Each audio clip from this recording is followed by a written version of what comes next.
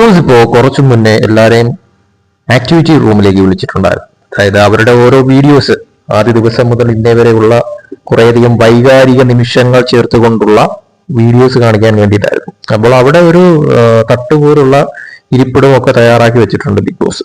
അപ്പോൾ അതിലൊക്കെ ഓരോരുത്തർ ഇരിക്കുന്നു. അപ്പൊ ഇരുന്നപ്പോഴേക്കും ഈ ഷാനവാസ് അനീഷിന്റെ താഴെയായിട്ടാണ് ഇരിക്കുന്നത്, അനീഷ് തൊട്ട് മേലിലായിട്ടാണ് ഇരിക്കുന്നത്. അപ്പോൾ അനീഷിനൊരു ആഗ്രഹം ഷാനവാസ് മൊത്ത് ഒരുമിച്ചിരിക്കണം എന്നുള്ള തരത്തിൽ.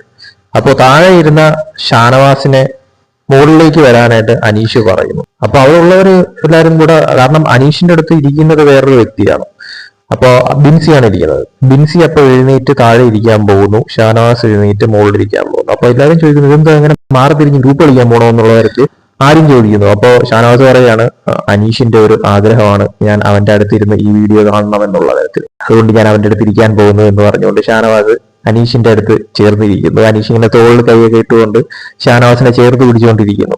അത് നല്ല രസമുണ്ടായിരുന്നു കാണാനായിട്ട്. ഈ സീസണിൽ തന്നെ ഒരു കോംബോ എന്ന് പറയാനായിട്ട് പറ്റിയത് ഈ അനീഷും ഷാനവാസും തമ്മിലുണ്ടായ ആ ഫ്രണ്ട്ഷിപ്പ് തന്നെയാണ്. മറ്റൊന്നും തന്നെ ആ ഒരു തരത്തിൽ ക്ലിക്കായിട്ടില്ല എന്നുള്ളതാണ് വാസ്തവം എന്ന് പറയുന്നത്. അതുകൊണ്ട് തന്നെ ഇതിപ്പോ അവസാന നിമിഷവും അനീഷിന് ഷാനവാസിനോടുള്ള ഇഷ്ടം അത് വളരെ വലിയ രീതിയിൽ തന്നെയാണ് അനീഷ് പ്രകടിപ്പിക്കുന്നത്. രാവിലത്തെ മോർണിംഗ് ടാസ്കിലായാലും ഇപ്പോ ആക്ടിവിറ്റി റൂമിൽ നടന്ന കാര്യത്തിലായാലും ഒക്കെ തന്നെ. എന്തായാലും കൊള്ളാൻ നല്ല രസകരമായിരുന്നു. അതിനുശേഷം ടി വിയിൽ അവരുടെ വൈകാരിക നിമിഷങ്ങളൊക്കെ തന്നെ കാണിക്കുന്നു, ഓരോ സങ്കടപ്പെട്ട നിമിഷങ്ങൾ, അങ്ങനെയെല്ലാം തന്നെ പലരും കരഞ്ഞു, അങ്ങനത്തെ സീനും കാര്യങ്ങളൊക്കെ ആയിരുന്നു.